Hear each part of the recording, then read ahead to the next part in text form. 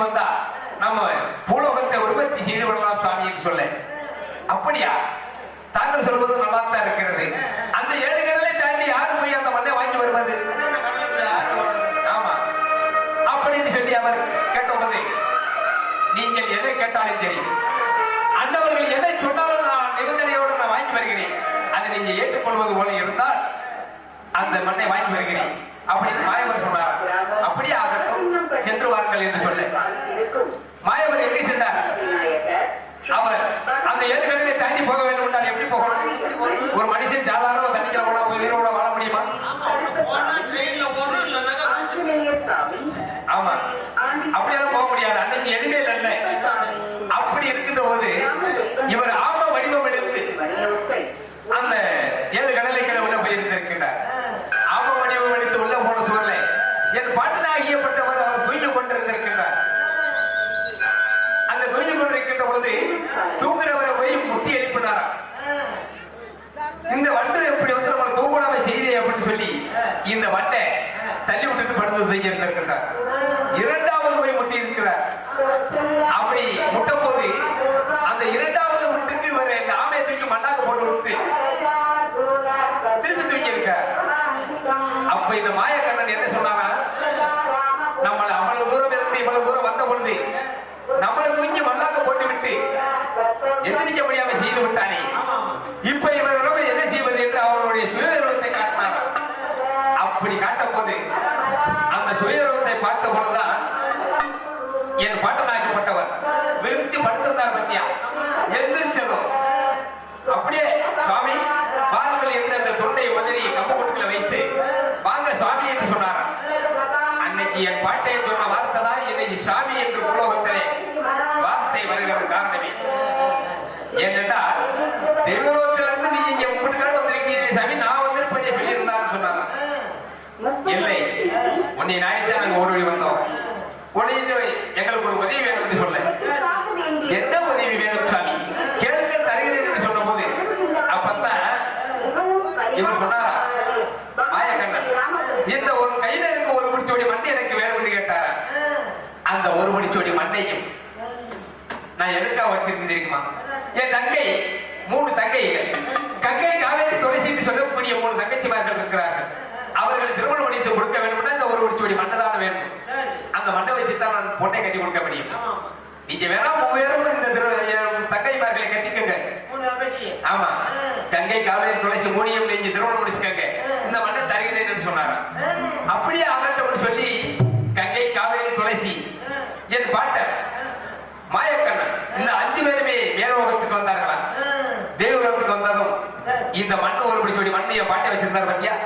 அந்த மண்ணை வாங்கி சிவபெருமானிடம் கொடுக்க சிவபெருமான் உள்ளங்கையில வைத்து சுழட்டி எறிந்தாரா. சுழட்டி எறிந்த பொழுது சமமா விழுந்தது தரையாகவும் கொஞ்சம் மேடாக விழுந்தது மழையாகவும், அதுவும் மண்ணு பத்தாமே இருந்த இடத்தினாலதான் கடலாக இறங்கி நாடகம் இறங்கி கடலாக இருக்கிறது. அன்னைக்கு என் பாட்டை கொடுத்த ஒரு பிடிச்சோடி மண்ணு தான் இன்னைக்கு உலகமே உற்பத்தி பண்ணுனது. ஆமா, அதுதான் அன்று முதல் இன்று வரை பொண்ணையும் கொடுத்து மண்ணையும் கொடுப்பார்கள். நகரட்டு இன்னைக்கு அன்னைக்கு அந்த மனுஷன் பொண்ணையும் கொடுத்து மண்ணையும் கொடுக்கலன்னா இப்ப பொம்பளை பிள்ளையோட பேச கொடுப்பாங்க. ஆமா, அன்னைக்கு அவருக்கு கொடுத்த நகை அதுல. அப்படி அந்த புலகத்தை உற்பத்தி பண்ணி மரஞ்செடி கொடிகள் உயிரினங்கள் எல்லாம் உற்பத்தி பண்ணிவிட்டு சரி எங்களுக்கு திருமணமும் இந்த 3 பெண்ணையும் கொடுத்து விட்டீர்கள், மண்ணையும் கொடுத்து விட்டீர்கள், உங்களுக்கு என்ன வேணும் என்று சொல்லி என் பாட்டனிடம் கேட்டார்களாம் 3 பேரும்.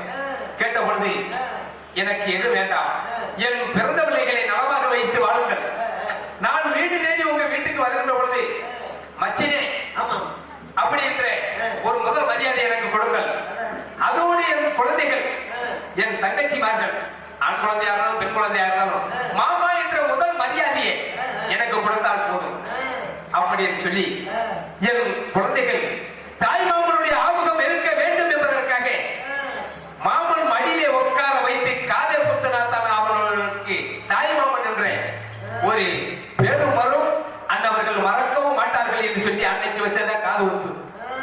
அது என் பாட்டை சொன்ன வார்த்தை. சரி, வேற என்ன வேணும்னு சொல்ல, நீ தெய்வமாக இருந்தாலும் எனக்கு முன்னாடி நீ வர வேண்டும். எனக்கு தாய் மாமனாக இருந்தாலும் எல்லோருக்கும் முன்னாடி நீ வர வேண்டும். நான் செத்து சுடுகாடு போனாலும் எனக்கு முன்னாடி நீ தான் வர வேண்டும் சொல்லி அன்னைக்கு கொடுத்தாங்களா என் பாட்டனுக்கு முதல் மரியாதை. உண்மைதான். அன்று முதல் இன்று வரை என் பாட்டனுக்கு அங்க முதல் மரியாதை மட்டுமல்ல, இந்த மண்ணை நாங்க கொடுத்த மண்ணு தான், என் பாட்டை கொடுத்த மண்ணு தான். அதுதான் அன்று முதல் இன்று வரை நாங்கள் முந்தி பிறந்த குலம், பூந்தூள் தெரிந்த குலம் என்று சொல்லி நான் தங்களிடம் சொன்னது. ஆமா, உங்களுக்கெல்லாம் இங்க காடு இருக்கிறதா? எனக்கு இந்த ஊர்ல முதல் தனியா இருக்கு காடு. சத்தியமா இந்த முத்தவளாமாவுக்கு முதல் எனக்கு இங்க காடு வந்ததா 8 மணிக்கு. ஆமா, வந்ததுமே 8 மணிக்கு அந்த ஒரு வீட்டுல கூட்டி கொண்டு போய் ரசம் சோறு சாப்பாடு போட்டாங்க. ஆமா, கண்ணை வீட்டுல போய் சாப்பாட்டு வந்ததுமே இந்த ஊர்ல காடு நல்லது இல்லாமா. சத்தியமா இந்த ஆத்தா மந்தவா காளியம்மா கோயில் சத்தியமாக எனக்கு காடு இருக்கு சுவாமி. உனக்கெல்லாம் தூங்கும்போது கண்டு தெரியுமாயா? தூங்கும் போது யாருக்குமே கண்ணி எப்படி தெரியும்? அப்புறம் இந்த ஊர்லயும் காடு இருக்குது. உண்மையாவே இருக்கு. உங்க சொத்துக்கெல்லாம் உங்க காடு காரியத்தெல்லாம் என்ன பட்டா போட்டு கொடுத்துருக்காங்க? எம்பட்டாளத்துல ஓட்டு கொடுத்துருக்காங்க. பேப்பர்ல லேமினேஷன் பண்ணி வச்சிருக்கீங்க. அந்த பேப்பர் எங்க போகும் தெரியுமா? தீபத்தினாலும் எரிஞ்சு போகும், பாச்சை பண்ணி கடிச்சாலும் கிழிஞ்சு போகும், கொஞ்ச நாள் சேர்த்து கிடந்தாலும் கிழிஞ்சு போகும் உங்க பத்திரம், உங்க பட்டா. எங்களுக்கு செம்பு பட்டயத்திலே அன்று முதல் இன்று வரை இன்னைக்கு வரைக்கும் எனக்குன்னு காட்டுக்கு செம்பு பட்டயத்தில் இருக்கிறது. எங்க காட்டுக்கெல்லாம் இந்த ஊர்ல காட்டு இருக்குன்னு சொல்றல. ஆமா, எங்க காட்டு மேட்டா காடு, பழது காடு, வடக்கு காடு, தெய்ய காடுன்னு நாங்க சொல்றோம். உங்க காட்டுக்கு என்ன பேரு? எங்க காடா? அதான் சுடுகாடு.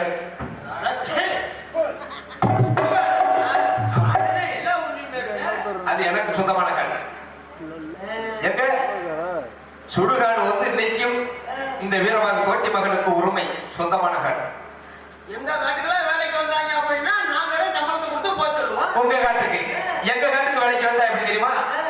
அங்க இருந்து வருவாங்க, எங்களை வேலையை பார்க்க சொல்லுவாங்க, காசை கொடுத்துட்டு என்ன அவங்களே காசு கொடுத்துட்டு எங்கிட்டே ஒப்படைச்சு போயிடுவாங்க. உங்க காட்டுக்கு வர்றாலும் உங்கள்கிட்ட காசை கொடுத்துட்டு போறாங்க. ஆமா ஆமா. அப்படி நம்ம எங்க காட்டுக்கு வர்றாலும் கூட சம்பளத்தை வாங்கி போறாங்க. அது என்னன்னு தெரியல. உங்களுக்கு நீங்க அவங்களுக்கு வேலை தரீங்க, உழைக்கிறாங்க, நீங்க சம்பளம் கொடுத்து விட்டுறீங்க. அப்படி சொல்ல சுடுகாடு தான் உங்க காடு. ஆமா. அப்ப கடைசியில பார்க்க போனா எலவு சொல்லி போயலா? 6 எலவு சொல்லி போய் நீங்க நானா நெசமாலுமேவா? உங்க அவத்தா செத்து போயிருதுன்னு வச்சுக்க ஒரு பேச்சுக்கு. இந்த தோட்டி வகை நான் இருக்கிறேன், நான் என் வீட்டுல இருப்பேன், முகத்தா செத்து போகுது, எனக்கு எப்படி தெரியும்? அங்கதான் சொல்லி விடுவோம்ல. அப்ப நீ தானே எலவு சொல்லி போய் வாயை போட்டு நம்ம மாட்டேன். வீரபாபுல போய் சொல்லுங்க, இந்த மாதிரி முளையூர்ல போய் சொல்லட்டும், மலைப்பேட்டில் போய் சொல்லட்டும், குறைஞ்சலப்பேட்டில் போய் சொல்லட்டும், நீங்க எவ்வளவு சொல்லி விடாதானே நாங்க போய் சொல்ல முடியும். முதல் எவ்வளவு சொல்லி நீங்க தானே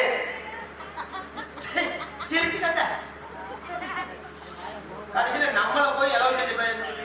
ஆமா சாமி, இப்ப நீங்க என்ன சாமி சொன்னீங்க? நாங்களே எவ்வளவு சொல்லி போய் எல்லாமே எடுத்துட்டு போறோம். ஆமா, வந்து வாரத்துல 7 நாள் இருக்குல்ல? ஆமா, பிடிச்ச கிழமை அதே சனிக்கிழமை எங்களுக்கு. இப்போ உங்க வீட்டுல ஒரு விவசாயம் பண்றீங்க, நெல் நாத்து நடுறீங்க, தை பொங்கல் வந்துருச்சு, அந்த ஒரு காப்பு கட்டுறீங்க, அது எங்க கொண்டு கட்டுறீங்க? சனி மூலையில. நெல் நாத்து நடுறீங்க சனி மூலையில. ஒரு கருள் அடிச்சு புனைய விடுறீங்க, சனி மூலையில இருந்ததை நீங்க சாமி போடுவீங்க.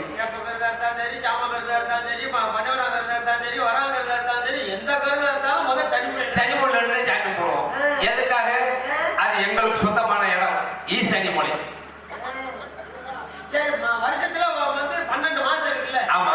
உங்களுக்கு பிடிச்ச மாதிரி எனக்கெல்லாம் வந்து காய்ச்ச மாதிரி உனக்கு? ஆமா, அப்பதான் எழுதிக்கிட்டே தெரியும். காய்ச்ச மாசம் எழுதிக்கிட்டே இருக்கிறோம். பொட்டாட்டி பிள்ளைகளோட குளிருக்கு பிரிஞ்செல்லாம் போனது. ஆமா, அதனால நாங்க பிடிச்ச மாசம் காய்ச்ச மாதிரி. எங்களுக்கு ஏன் தெரியுமா? நல்ல குளிர்காலம். எது தெரியுமா? மார்கழி. என்ன மனம் குளிரும். தை மாசி. ஏன்னு கேட்டா இது வந்து கார்த்திகையில இருந்து எங்களுக்கு தொடங்குறோம். அப்படியே ஒரு 3 மாதத்துக்கு தொடாத வியாபாரம் இருக்கும், வேலை இருக்கு. ஆமா ஆமா. நேற்று அருணாச்சல் பக்கம் நாடகத்துக்கு போயிருந்தேன். சரி. ஒருத்தர் விஷ்ணுகாரர் கொடுத்து விளம்பரம் படுத்த சொன்னார். எப்படி? அன்பளிப்பு கொடுத்து, அண்ணா எனக்கு ரெகுலரா வேலை வர மாதிரியே நல்ல பெருமையா சொல்லுனே அப்படின்னு. சரி. நான் என்ன உடனே வாங்கி படிச்சு பாக்குறேன். அவர் என்ன விஷயங்கள் என்ன ஓட்டுருச்சு? என்ன ஓட்டுருச்சு? இந்த செத்தவரை தூக்கி வைப்பாங்க இந்த ஐசி பெட்டி. ஆமா. அந்த ஐசி பெட்டி அவர் வாடகைக்கு விடுறவர். ஓஹோ. அவருக்கு ரெகுலரா வேலை வேணுமா? ஆமா. என்ன எப்படி சொல்றது? ஊர்ல விளக்கமா தேடி வாங்குவானா வாங்க மாட்டேன். அவருக்கு அவர் இன்னைக்கு காலத்துல அந்த வண்டி வந்திருக்கு. இல்ல நேத்து அந்த சம்பவம் நடந்துச்சு. ஓஹோ. எனக்கு ரெகுலரா வேலை வர்ற மாதிரி கொஞ்சம் பெருமையா சொல்லுங்க அப்படின்னு. சரி. அன்னை வந்து செத்தவளை தூக்கி போட்டு வைக்கிறதுக்கு ஐசி பெட்டி வச்சிருக்காரு. நேதான் நீங்க ஒவ்வொரு வீட்டையும் ஒவ்வொருத்தா செத்து அவருக்கு வேலை கொடுங்க அப்படின்னு சொல்றேன். யார் தம்பி சொல்றது? சொன்னா உடனே வீட்டுக்கு விடுவாங்களா? அந்த மாதிரி மைக்ல விளம்பரப்படுத்த பண்ணி அந்த கதையை சொல்ல எனக்கு அந்த ஞாபகம் வந்துருச்சு. ஓஹோ, அந்த ஞாபகம் வந்துருச்சா? எப்படின்னு கேட்டா எங்களுக்கு அந்த குளிர்காலம் கார்த்திகை மார்கழி தை அது மூணுமே குளிர்காலம். எப்ப தை மாசம் தர குளிரும். ஹலோ டீசல் இல்ல. Hello sex video. Hello checking checkup பண்றது பேசாம அப்புறம் சரி வீரவாகே எல்லாம் கேட்டுக்கிட்டோம்னா நிறைய கேட்டுக்கிட்டே இருக்கலாம். ஆமா ஆமா. இப்ப வந்து நீ எங்க நூல் வாங்குற அந்த இடத்துல நாங்கள் வர எனக்கு அங்கேயே வாங்கி கூட நம்ம வியாபாரத்துக்கு போவோம். அப்படியா? அப்ப நூல் எடுக்க போவோம்ன்றியே. ஆமா. சரி, நான் எங்க இருக்கேன் தெரியுமா? இங்க நான் முத்துமணிக்கை செட்டியார் இருக்கிற பத்தியா? ஆமா. அவருடைய மக முத்தமா இருக்கு பத்தியா? ஆமா. அது கையில தான் நான் நூல் எடுத்து வாங்கிட்டு போறேன். ஆமா ஆமா. நாங்க போய் வாங்குறது கருப்பாயிட்டே. கருப்பாயிட்டியா? என்ன கருப்பாயிட்டு? பூலக்கண்ணி சேந்தாமலத்தை அழகு கொண்டாடி கருப்பாய். அங்க போய் வாங்கிட்டா பூராமே பூஜனை முத்து கிடக்குது. அப்படியா? நான் சொல்றேன் கேங்க. முத்துமாளிகை செட்டியார் வீட்டுக்கு வாங்க. முத்தமா கிட்ட நூல் வாங்கி தர்றேன். எப்படி வியாபாரம் ஓடுதுன்னு மட்டும் பாருங்க. அப்புறம் சொல்லி அதே இடத்துல வாங்கி போய் நம்மளே வியாபாரத்தை பார்ப்போம்.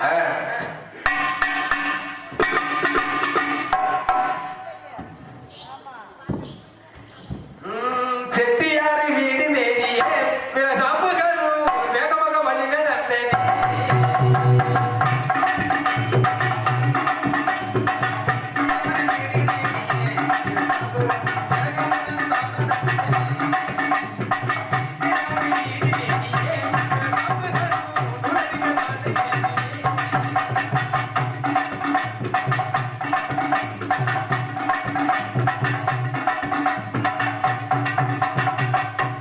தோழர்களே, அதோ பார்த்தாயா முத்துமாளிகை செட்டியார் வீடு. வாங்க அப்படியே போய் நூல் எடுத்து ஆளுக்கு திசையில் ஏமாத்து போலாம். ஆமா நூலை வாங்கியாச்சு. ஆளுக்கு திசையில போயிடும். ஆமா. அதோ பார்த்தாயா இந்த 3 தெருவு இருக்கு பார்த்தாயா? இதுல நீ இப்படி போ. இவர் இந்த மாதிரில போட்டேன். நீ தெற்கு வீதியில போ. ஆமா. நீ வடக்கு வீதியில போ. சரி. நான் நடுவுல போடு.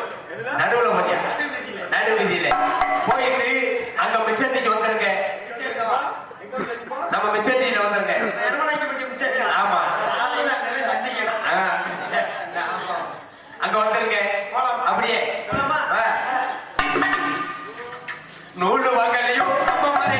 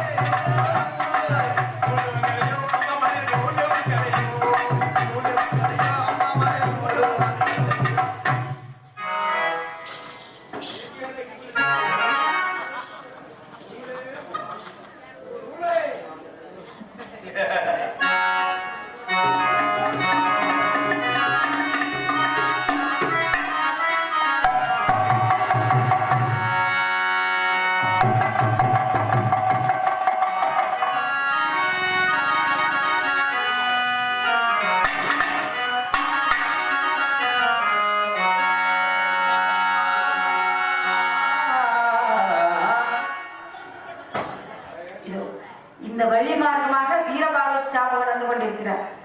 அவர் பின்னாடி போய் அழுகிற மாதிரியே அடிச்சு அடிக்கிறது உண்மை கிடையாது. அடிக்கிறதா அடிக்கிறத அவர் வருவாரு, அவர் பின்னாடி அடிக்கிட்டே போமா, இதோ பாப்பா பாருது.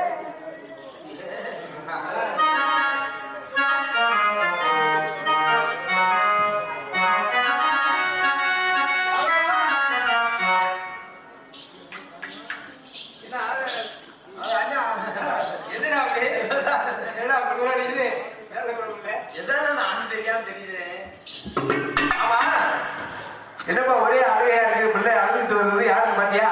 இல்லையா? இல்லைன்னா அழுகிட்டு தெரியுதா? ஏதோ ஒரு பிள்ளை அழுகு குரல் கேட்கிறதே, பெண்கள் அது பொம்பளை பிள்ளை சத்தம் கேட்கிறதே, யாருன்னு பார்க்கணுமே.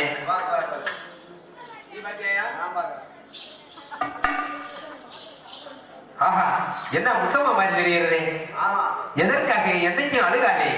சிரித்த முகமும் சீனியமாக இருக்க வேண்டிய பிள்ளை இன்னைக்கு அழுகையும் கண்ணீர் வர வேண்டிய காரணம் என்னன்னு தெரியலையே.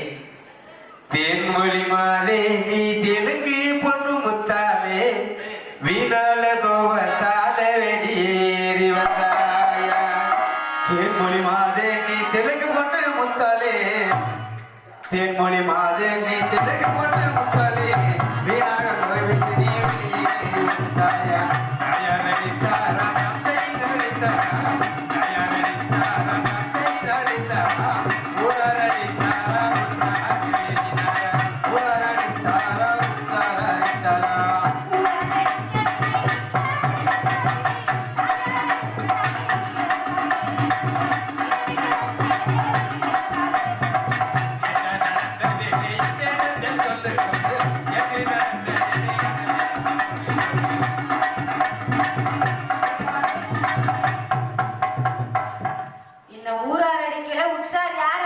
சரி, நீ யார் அடிச்சு அனுப்புனா தெரியுமா? யார் அடித்தது? என்னை எங்க அம்மா அடிச்சு வீட்டை விட்டு போனேன்னு நீ சொல்லிட்டாங்க. அதனாலதான் நான் உங்க பின்னாடியே அடிச்சுட்டு முத்தமா என்னையா தாயார்கள் அடித்தார் என்று சொல்லி வீட்டை விட்டு வந்தாயா? ஆமா. தாயார்கள் எதற்காக அடிப்பார்கள் சொல்? அடிச்சு வளர்ப்பதான் தாய். ஏன்னா இளம் வயசாலியா அம்மா தாயார்கள் என்ன செய்திருப்பார்கள்? அம்மா தண்ணி எடுக்க வேண்டும், வாசல் தொளிக்க வேண்டும், வீடு வாசல் பெருக்க வேண்டும், கோலம் போட வேண்டும், பாத்திரம் விளக்க வேண்டும், உலை வைக்க வேண்டும், சமைக்க வேண்டும், சாப்பிட்டு விட்டு அப்புறம் விளையாட வேண்டும், அப்படித்தான் சொல்லுவார்கள். ஆமா வீரவா, நீ எல்லா வேலையும் பார்த்தீர்களா? எங்க அம்மா எல்லாமே சொன்னாங்க. சரி. ஆனா அவங்க சொன்ன வேலையெல்லாம் கேட்காம நான் விளையாட போயிட்டேனா, சரி. நான் விளையாட போனதுனால சரி. சின்ன பிள்ளை எதுவும் தெரியாம விளையாட போயிட்டேன். ஓஹோ. பெரியவங்க அவங்க மன்னிக்கலாம் இல்லையா? இருக்கட்டும். ஆனா என்னை மன்னிக்காம நீ நான் பெத்த பிள்ளை நீ இல்லடி, உன்னை தத்துக்கு தான் வாங்கிட்டு வந்து வளர்த்தோம், நீ யாரோ பெத்த பிள்ளை, என் வீட்டுக்கு வராதடி போடுன்னு நீ யாரோ கொண்டு வந்து செத்து போடுன்னு சொல்லிட்டாங்க வீரவா. முத்தமா, 4-5 பிள்ளை இருந்தா அவர்கள் அப்படி பேசி இருக்க மாட்டார்கள். யாராவது ஒரு பிள்ளைகள் வேலை செஞ்சிடும். ஒரே பிள்ளை வைத்திருக்கிறவர்கள் ஒன்னே ஒன்னே கண்ணே கண்ணே என்று வளர்ப்பார்கள். அதுபோல அந்த பிள்ளைக்கு அத்தனை அறிவுரையை சொல்லி வளர்த்து நல்ல முறை வச்சால்தான் போரவி வீட்டிலே நலமாக இருக்கும் என்று உன்னை சந்தோஷமாக செல்லமாக அடித்து வளர்த்து பேசி அத்தனையும் மனம் கொண்டு பிள்ளை வருமா அப்படின்றதுக்காக தாயார்கள் பேசுவார்கள். இதற்கு போய் கோபப்பட்டு வீட்டை விட்டு வெளியில வரலாமா? எங்க அம்மா என்னைய அடிச்சாலும் கூட திட்டினாலும் கூட எங்க அம்மா தானே என்ன திட்டுதுன்னு சொல்லி நான் பின்னாடியே போயிருப்பேன். சரி. ஆனா எங்க அம்மா ஒரு வார்த்தையை சொல்லிட்டாங்க தெரியுமா? என்ன? சொல்லக்கூடாத ஒரு வார்த்தை சொன்னா என்ன சொன்னாங்க? சுத்தமலா இருக்க எனக்கு பொறுக்காது தெரியுமா? அவங்க என்ன வார்த்தை சொன்னாங்க தெரியுமா? என்ன சொன்னாங்க? புருஷன் வரமாட்டே அப்படின்னு வார்த்தை சொல்லிட்டாங்க. என்ன சொன்னாங்க? நூலு நூக்க சொன்னாங்க. நூலையெல்லாம் தீய வச்சு நூத்ததுனால உன் புருஷன் வீரமாக வருவானே.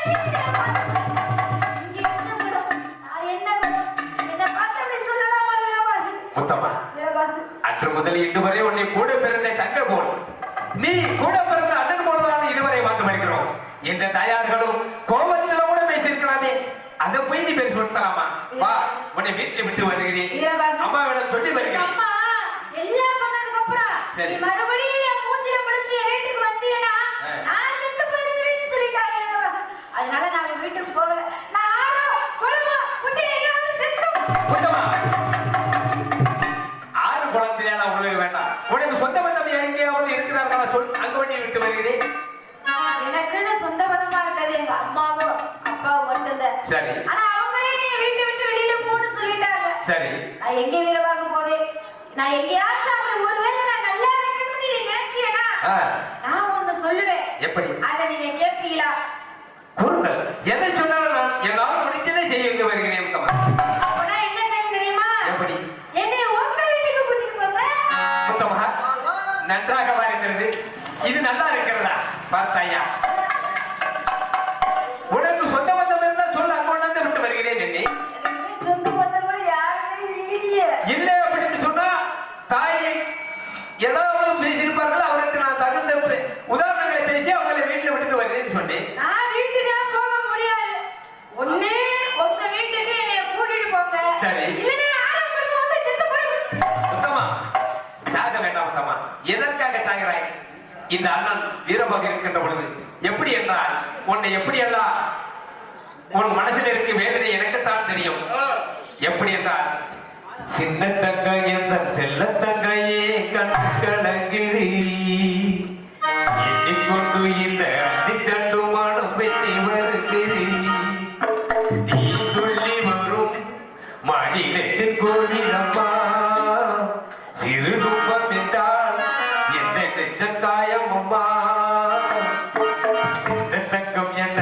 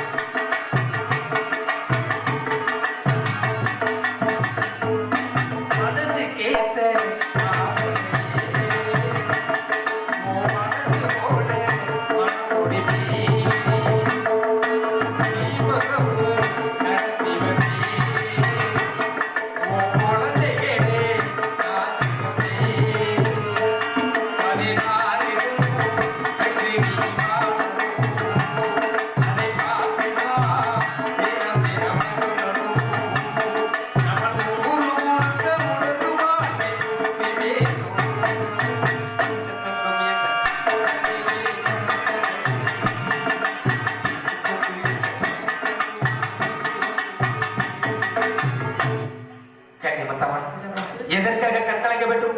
அண்ணன் உயிரோடு இருக்கின்ற பொழுது, ஏனென்றால் எனக்கு ஏற்கனவே 4 பெண் குழந்தை இருக்கின்றது. அதோடு உன்னை 5 குழந்தையாக வச்சு வளர்த்து வரலாம் என்ற ஆசை இருக்கிறது. இருந்தாலும் என் மனைவி அலங்காரி என்றாலே சேரியே கிடைக்கிறது என்று நடுங்கும்.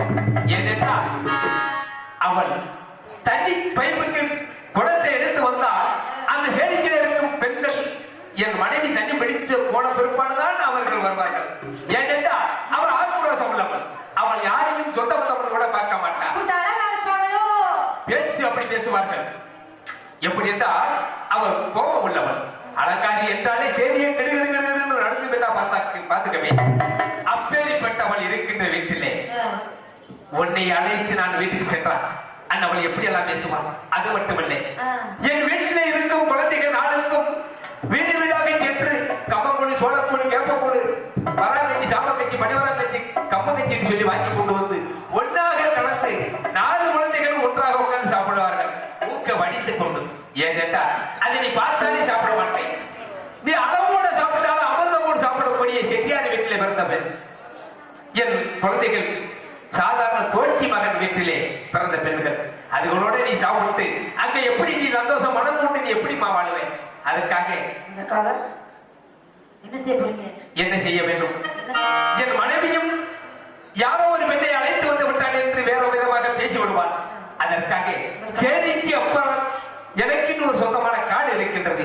அந்த காட்டில் காட்டிலே ஒரு அழகான ஒரு குடிசை ஒன்றை அமைத்து தருகிறேன். அந்த குடிசையிலே பச்சை குடிசை அமைத்து அங்கே என்னென்ன ஆடி ஆவணங்கள் தோரணங்கள் அங்கே சந்தோஷமாக உன்னை அமைதியாக இருக்க வேண்டும் என்றால் அந்த காட்டிலே ஒரு குடிசை அமைத்து தருகிறேன். அந்த குடிசையில பதனமாக இருக்க வேண்டுமாமா? அப்படியே குடிசை எப்படி அமைச்சு தருவீங்க? சேரிக்கு அந்த புறமே,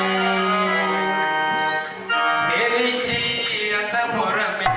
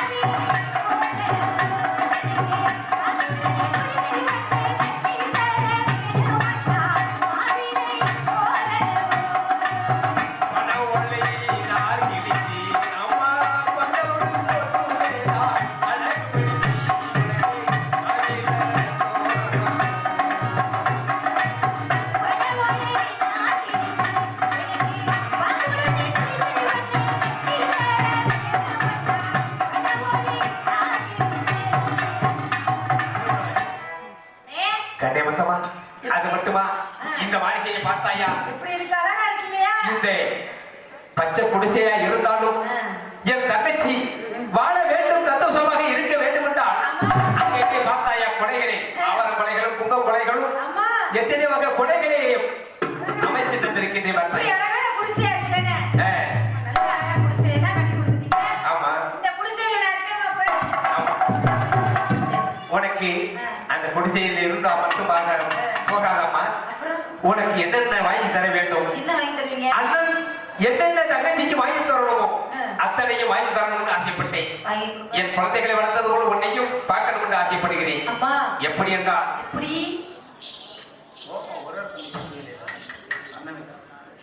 எப்படி என்றால் எப்படி? என் தங்கச்சிக்கு ஆ. காதோலை கருகமணி,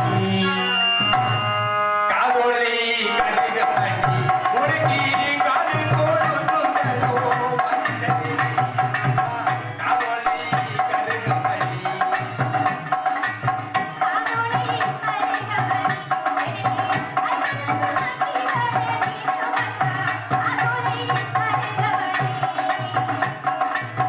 இடுப்புக்கு ஒட்டியா, அம்மா இடுப்புக்கு ஒட்டியா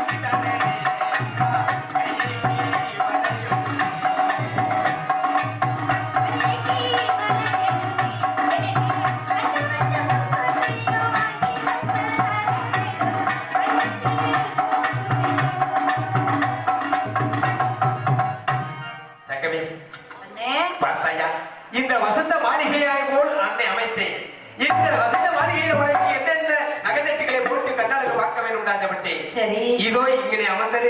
இதோ ஒரு நொடியில் உனக்கு நான் வாங்கி வச்ச சீர்வரிசையெல்லாம் கொண்டு வருகிறேன் தங்கமே. அண்ணே, ஆமா, எனக்கு நல்ல பச்சை குடிசையெல்லாம் போட்டு கொடுத்துட்டீங்க. உண்மைதான். எனக்கு நகையெல்லாம் நிறைய விக்கிற விலைவாசிக்கு நகையெல்லாம் நிறைய வாங்கி தரேன்னு சொல்லிட்டீங்க. உண்மை.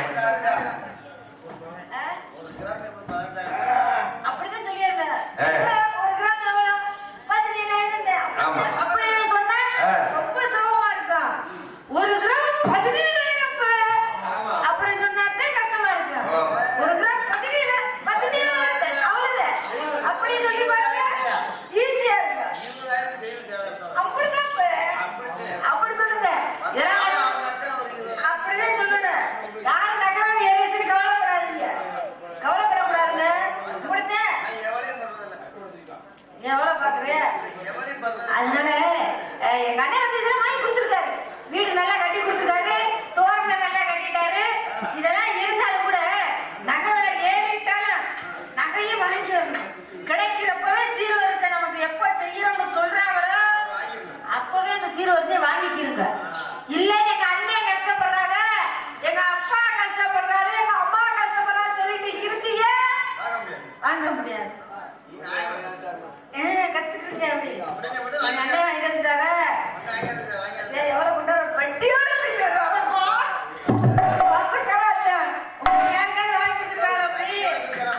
எங்க அண்ணன் பட்டியோட வர்றாரு. சுத்தமா. இதோ பார்த்தாயா, கைக்கு வளையல், இதோ காலுக்கு, இடுப்புக்கு, கழுத்துக்கு, காதோலை, கருகமணி அத்தனையும், இதோ உனக்கு பட்டு சேலைகள் அத்தனையும் கட்டி இந்த நகநட்டுகளை கழுத்தலை போட்டு. எனக்கு ஒரு சின்ன சந்தேகம். என்ன? இது பூரா 916 அடகு வாங்குவாங்களா வாங்க மாட்டாங்களா? வாங்கினா உங்க பேரு தான் போடுவேன். ஆமா ஆமா, உங்களை பிடிச்சு போவாங்க. எங்க அண்ணன் வாங்கி கொடுத்துறாரு. சரி அண்ணே, சுத்தமா இதெல்லாம் கொடுத்துட்டீங்க. சரி.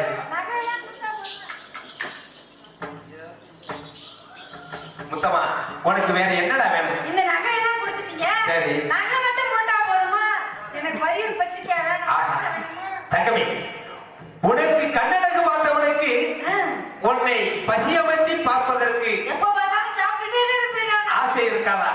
இதோ ஒரு நொடியில் வாங்கி வருகிறேன். என்ன வாங்கிட்டு வர போறீங்க? ஆமா, பால் இருக்கு, பழம் இருக்கு, தேன் இருக்கு, தேடாம இருக்கு. அத்தனையும் மட்டுமல்லாமல் உனக்கு முறுக்குகள், நகநட்டுகள் போட்டு அதோட ஒரே ஒரு சாப்பாடு கொண்டு வரீங்களா? என்ன சாப்பாடு? கூழுடே கருவாடுமே அண்ணா கொண்டு வந்த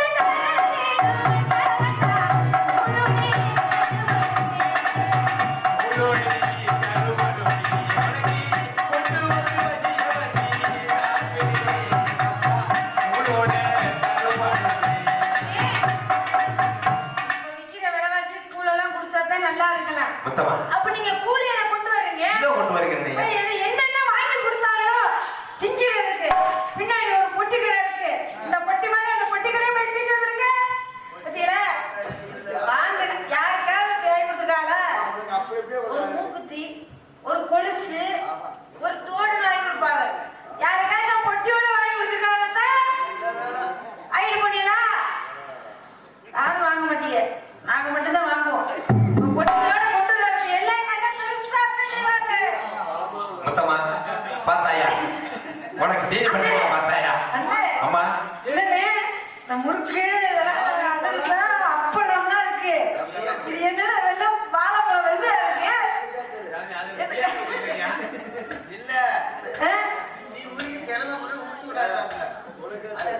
முடிச்சு கொண்டு வராங்க. கஷ்டப்படுவீங்க. அம்மா இதை பிடிப்பேன்.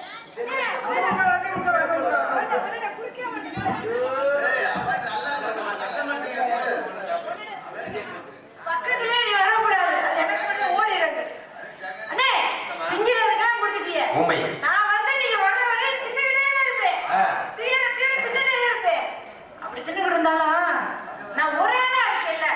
எனக்கு துணைக்கு ஏதாவது ஒரு பேசுறதுக்காக எனக்கு ஒரு கிளி பிடிச்சிட்டு வந்தீங்களா? அப்படியா தங்கமே? எப்படி? உனக்கு என்ன ஆசை? இத்தனையும் இருந்தாலும் என் தங்கச்சி விளையாடுவதற்காக கிளி வேண்டும் என்று கேட்கிறாய். முத்தமா, நீ எதை கேட்டாலும் வாங்கி தருவதற்காகத்தானே அங்கே வந்திருக்கிறேன். அம்மா எப்படி என்றால் எப்படி கிளி நான் எங்கே செல்ல வேண்டும் தெரியுமா? அந்த கிளிகளை பிடித்து வர வேண்டும். நான் எப்படி தெரியுமா? எப்படி கிளி பிடிச்சிட்டு வருவீங்க? இதோ நான் சொல்லி வருகிறேன் தெரியுமா? சொல்லுங்க. குறிஞ்சி நிலச்சோலையிலே குயிலடையும் வந்தனிலே கிளிகள் நடமாடுதம்மா போய் வரேம்மா கிளி பிடிக்கே போய் வரேம்மா கிளி பிடிக்கே குறிஞ்சி நிலச்சோலையிலே